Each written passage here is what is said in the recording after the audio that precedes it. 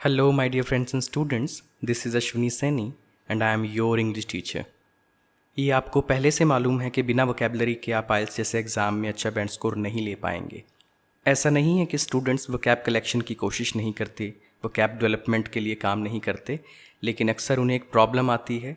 वो जितनी भी वोकैब सीखते हैं या कलेक्ट करते हैं, उन्हें उसका केवल 10 to 20% ही माइंड में रिटेन होता है, यानी कि 10 में से 1 या 2 शब्द, जो कि काफ़ी डीमोटिवेटिंग भी होता है और उतना ही ज़्यादा वक्त लग जाता है अपने टारगेट बैंड स्कोर पर पहुंचने के लिए, और कई बार तो स्टूडेंट्स हार मानकर बैठ ही जाते हैं।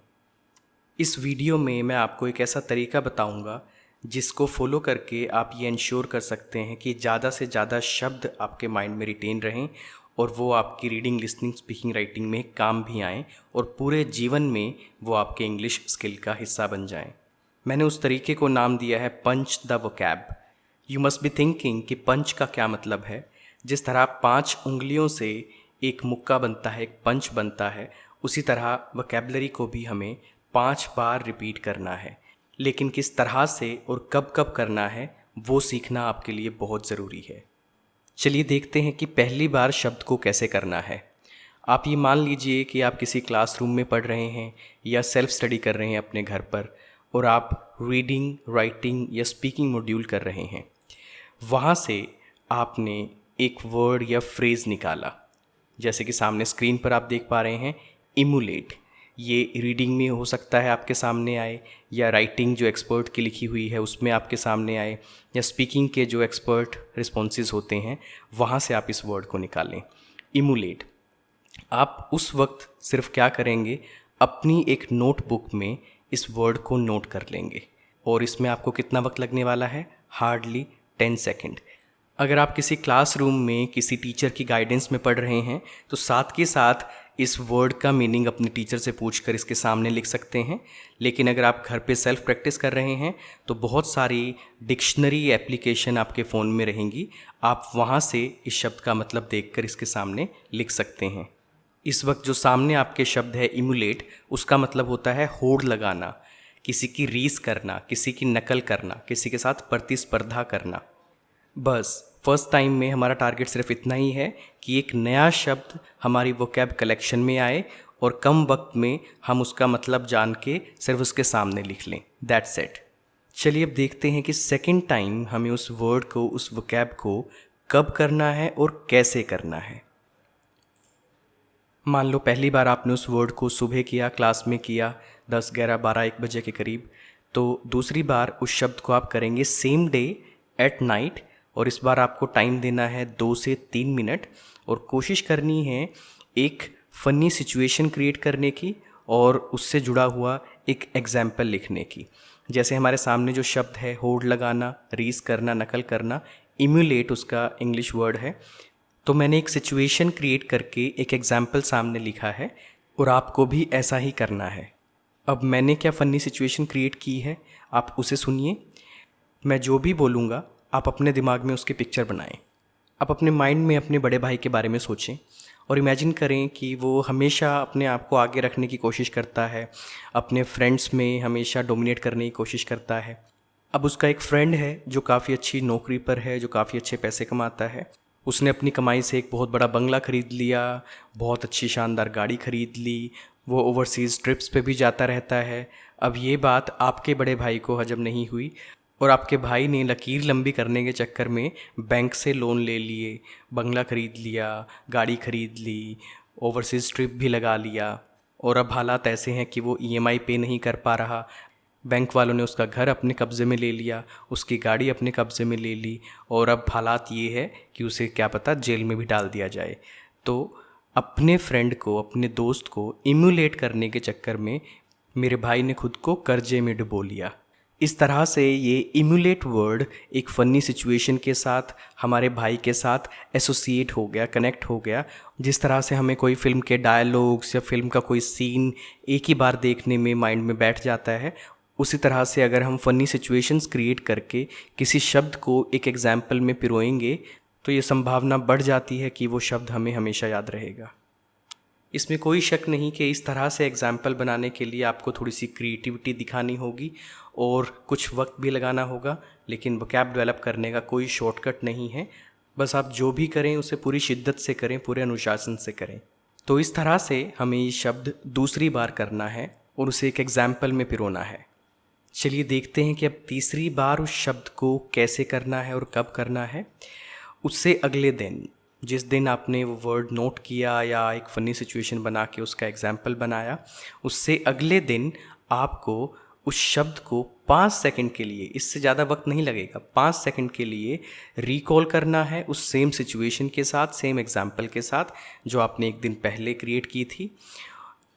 अपने दोस्त को इमुलेट करने के चक्कर में मेरे भाई ने खुद को कर्जे में डुबो लिया।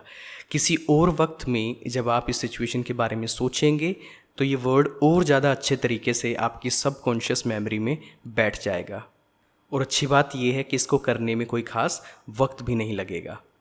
अगर पिछले दिन में आपने कोई 30, 40, 50 शब्द किए भी हैं तो 3-4 मिनट के अंदर आप उन सभी शब्दों को आसानी से रिकॉल कर सकते हैं उनकी सिचुएशन और उनके एग्जाम्पल के साथ। जो मेन मेहनत का और क्रिएटिविटी का और थोड़ा सा टाइम लगने वाला काम था वो दूसरी बार में हो चुका है। 3rd, 4th और 5th टाइम में सिर्फ एक रेपिटेशन चाहिए जो कि सेकंड्स में हो सकता है। लेकिन ज़रूरी ये है कि वो रेपिटेशंस आपको अलग अलग टाइमिंग में देने हैं, क्योंकि इसके पीछे भी एक गहरी साइंस है कि आपकी मेमोरी कैसे डेवलप होती है। उसे मैं किसी और वीडियो में डिटेल में डिस्कस करूँगा।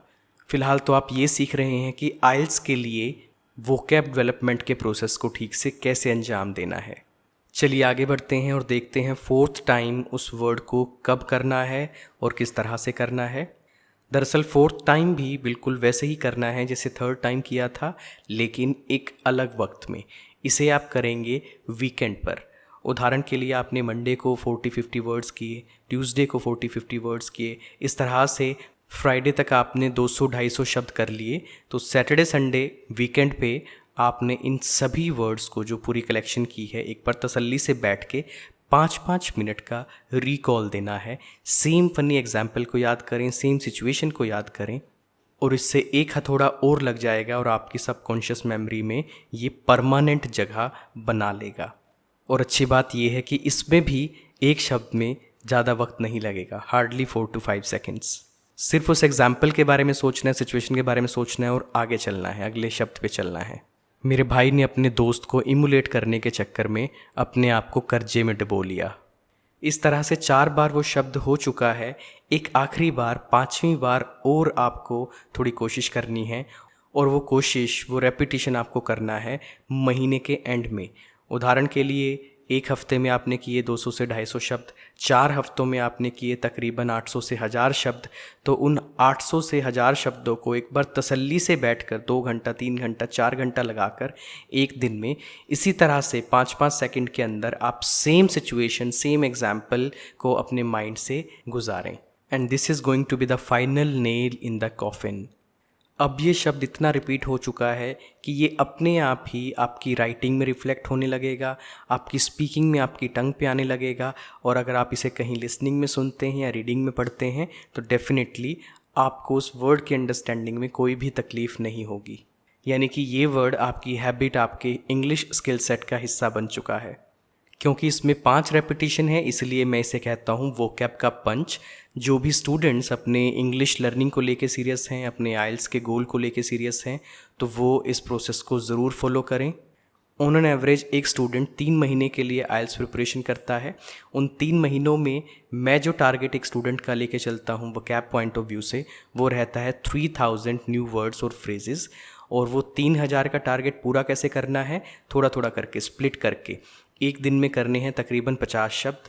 अगर मंडे से फ्राइडे 5 दिन लगातार पढ़ा जाए तो एक वीक में हो जाते हैं 250 तक वर्ड्स, और 4 वीक एक महीने में होते हैं तो एक महीने में हो जाएंगे 1000 शब्द, और 3 महीने में इस एवरेज से हो जाएंगे 3000 वर्ड्स। और अगर 3000 शब्द इस तरह से कर लिए और उसमें से 70 to 80% रिटेंशन रह गया, जो कि नॉर्मली 10 to 20% होता है जिस तरह से बच्चे उसे करते हैं, तो कोई भी आपको नहीं रोक सकता अपने आइल्स एग्ज़ाम में अपने टारगेट बैंड स्कोर को अचीव करने से। और ये वोकैब डेवलपमेंट, इतनी मेहनत हमें सिर्फ एक दिन के आइल्स एग्ज़ाम के लिए नहीं करना है, पूरी लाइफ के लिए करना है। ये एक इंटरनेशनल लैंग्वेज है, ग्लोबल लैंग्वेज है, पूरी ज़िंदगी ये आपके काम आने वाली है। आज की ये मेहनत आपके कल को संवार देगी। याद रखें, knowing and doing are two different things.